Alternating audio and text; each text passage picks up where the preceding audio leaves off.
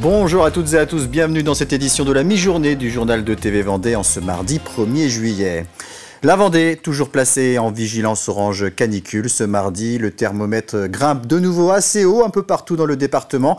Pour les métiers exposés au soleil, ce type de journée peut vite devenir pénible et même dangereux pour la santé. Il faut donc bien penser à se protéger. C'est ce que rappelle la Ligue contre le cancer à travers différents ateliers de prévention.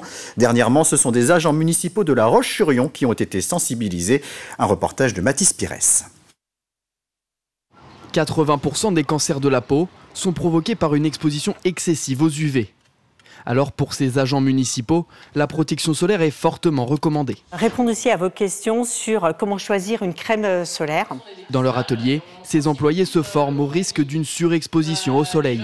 Plus ça va dans les années et plus on sent que le soleil est méchant en fait, on va dire. Le visage et les bras, parce qu'après le reste on a des pantalons intégrales.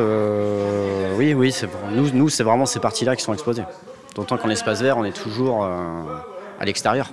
Chaque année en France, plus de 141 000 cancers de la peau sont diagnostiqués. Alors, la Ligue contre le cancer a lancé cette campagne de sensibilisation destinée au grand public. Attends, tu mets pas de moutarde? Non, il va être bien grillé pour la rentrée. On n'est pas des saucisses. On a une augmentation de cancer de la peau en France, donc c'est important de travailler ce sujet. Et on a encore toute une population qui ne se protège pas suffisamment, qui ne fait pas forcément attention. Faire attention, que ce soit à la plage ou au travail, la crème solaire est indispensable pour préserver la peau d'une potentielle pathologie. On a tous un capital soleil et plus on va être exposé au soleil, en fait, plus on va manger dans ce capital.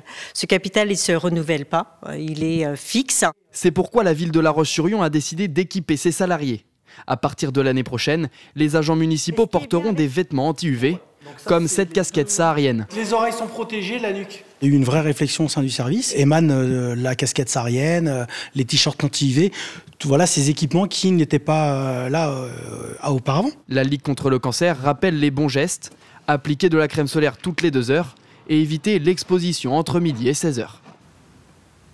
Dans le cadre de cet épisode de canicule et au regard de l'état actuel de la végétation, le préfet de la Vendée a décidé d'interdire temporairement l'accès aux bois et forêts de plus de 0,5 hectares de midi à minuit. Tous les véhicules motorisés ont interdiction d'y circuler et d'y stationner. L'enfumage des ruches ou encore les tirs de munitions sont également interdits. Les travaux forestiers et agricoles exercés par des professionnels sont autorisés sous certaines conditions. Des restrictions qui ne s'appliquent pas aux bois et forêts du littoral et en agglomération. Pas le droit de se promener en forêt ce mardi, donc en revanche, il est bien sûr possible d'aller se rafraîchir en allant se baigner. Et il n'est jamais inutile de rappeler quelques règles de sécurité pour éviter les noyades et d'apprendre les bons gestes dès le plus jeune âge. Dans le sud Vendée, la commune de Rive-de-Tise a fait le choix d'un bassin mobile pour développer l'enseignement aux enfants de la natation et du savoir nager en sécurité. Cyril Guillet. On passe sur le tapis et après on fait le tour, on passe le toboggan et on a le droit d'après de monter sur l'échelle pour sauter. D'après les chiffres de Santé publique France, en 2024, entre le 1er juin et le 30 septembre, 24 personnes se sont noyées en Vendée. C'est considérable le nombre d'accidents et le pire, c'est qu'il y a aussi des adultes qui malheureusement décèdent. Mais le gros drame, c'est surtout sur les jeunes. C'est pour éviter ces drames que depuis 3 ans, la communauté de communes Vendée-Sèvres-Autizes met à disposition ce bassin pour les écoles du territoire. Une structure de 6 mètres sur 12 pouvant accueillir une vingtaine d'enfants. C'est une collaboration de l'ensemble des maires de la communauté de communes. Donc il y a une commune porteuse qui est la commune de Rive-d'Autizes sur le territoire où est 1000 bassins.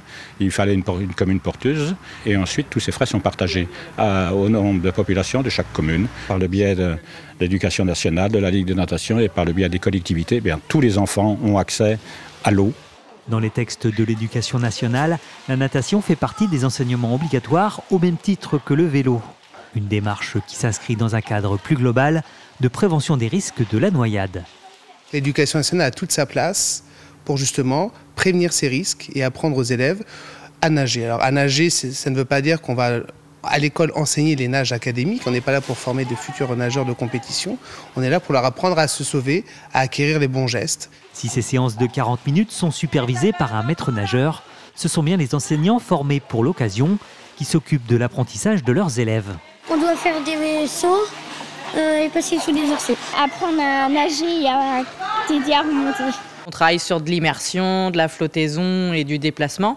L'important, c'est de savoir se sauver en sécurité. Donc c'est essentiellement savoir se déplacer, retourner au bord. Ainsi, les 15 écoles du territoire vont pouvoir se préparer au test savoir nager en sécurité instauré en fin de cycle 3. L'année dernière, ce sont près de 900 élèves qui ont pu bénéficier de cette structure. Direction l'Île-Dieu, où le Centre communal d'action sociale a annoncé la fermeture de l'un des 2 EHPAD de l'île, ce qui entraîne donc une diminution du nombre de lits médicalisés. Les aînés en attente d'une place devront aller sur le continent. Cette annonce a provoqué la grogne de plusieurs îlets réunis en milieu de semaine dernière à Port-Joinville. Si vous voulez, on a 2 EHPAD sur l'Île-Dieu qui regroupent 104 places en tout. Là, il y en a un qui va fermer, donc c'est 37 places qui vont être supprimées définitivement.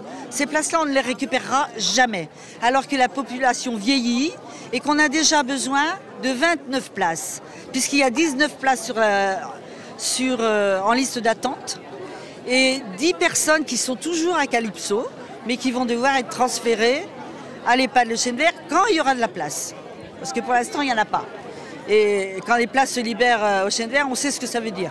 Donc c'est un peu dur d'entendre ces mots-là. On attend des gens à mourir, quoi, en fait. Hein. Du côté de la municipalité, on explique que cette fermeture correspond à une évolution de la demande, avec de plus en plus de seniors préférant être accompagnés à domicile. Le bâtiment concerné par la fermeture, lui, accueillerait toujours des personnes âgées, mais avec un fonctionnement différent. On a fermé l'EHPAD Calypso pour pouvoir transformer ces places en hébergement pour personnes âgées. En résidence autonomie, résidence senior, habitat inclusif. Il y a différentes structures qui pourront être dans cet établissement de Calypso pour accueillir des personnes autonomes, certes, mais qui en ont marre d'être à la maison, dans une maison trop grande, qu'ils n'arrivent pas à entretenir, ils sont tout seuls. Et il y a beaucoup de gens, là actuellement au Chennevières, il y en a 11 par exemple, qui normalement ne devraient pas être dans cet EHPAD. Dans la résidence Calypso, ce sera du domicile. Donc ils pourront avoir des soins s'ils ont besoin de soins avec les infirmières libérales ou autres et bénéficier d'un accompagnement. Il y aura un animateur, etc. Mais pas en EHPAD. C'est la fin de cette édition. Rendez-vous à 18h pour un nouveau journal. Très bonne journée à tous.